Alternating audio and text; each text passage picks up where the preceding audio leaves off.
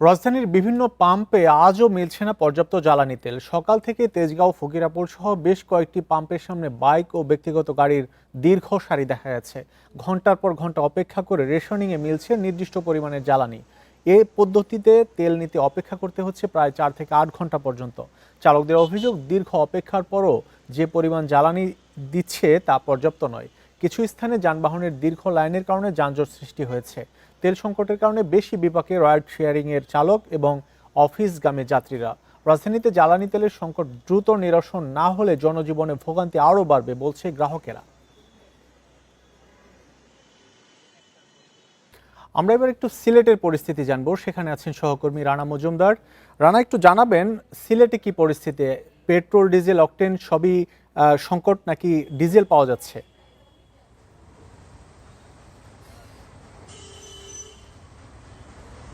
দেখুন, আসলে আমরা এই মুহূর্তে রয়েছি নগরীর আম্বরখানার একটি পাম্পে, এবং এখানে এসে আমরা যেটি দেখতে পেলাম যে এখানে পেট্রোল এবং অকটেনের কিন্তু সংকট রয়েছে, এবং বেশ কিছুক্ষণ যাবত এখানে কিন্তু চালকরা আসছেন, গ্রাহকরা আসছেন, তারা এসে পেট্রোল অকটেন কিন্তু তারা পাচ্ছেন না।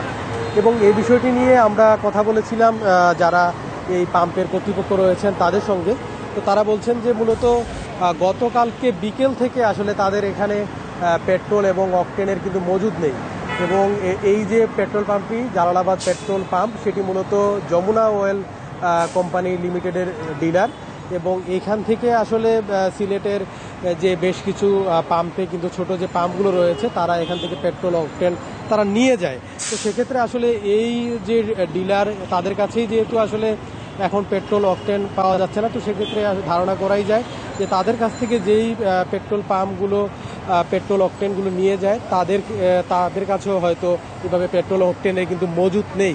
পাশাপাশি এক্ষেত্রে আমরা যখন জিজ্ঞেস করেছিলাম যারা চালক রয়েছেন, গ্রাহক রয়েছেন তাদের সঙ্গে, তো তারা বলছেন যে আসলে এভাবে প্রায় সময়ই তারা এই পাম্পে এসে কিন্তু তারা পেট্রোল এবং অকটেন তারা পাচ্ছেন না, এবং যখন পাওয়া যায় তখন সেক্ষেত্রেও আসলে সেটি চাহিদা মতো হয় না। এবং একই পরিস্থিতি কিন্তু সিলেটের যে অন্যান্য পাম্পগুলো রয়েছে সেগুলোতেও আমরা লক্ষ্য করেছি যে যেখানে আসলে পেট্রোল অকটেন দেওয়া হচ্ছে সেগুলোতেও চাহিদা মতো গ্রাহকরা তারা তাদের যে পেট্রোল অকটেন সেগুলো কিন্তু কিনতে পারছেন না।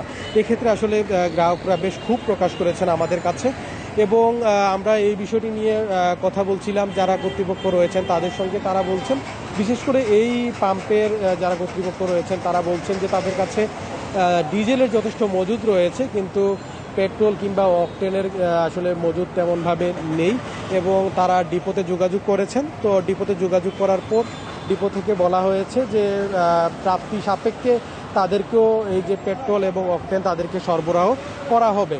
তো বলা যায় আসলে এই যে পেট্রোল অকটেনের ঘাটতির কারণে আসলে গ্রাহকরা বেশ ভোগান্তিতে রয়েছেন সিলেটে।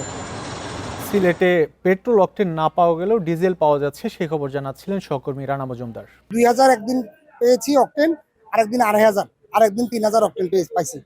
আমরা আগে দেখা গেছে যে 9000 অকটেন করে তেল নিতাম, কিন্তু 9000 অকটেন আমাদেরকে তো ডিপুতে 9000 অকটেন দিচ্ছে না।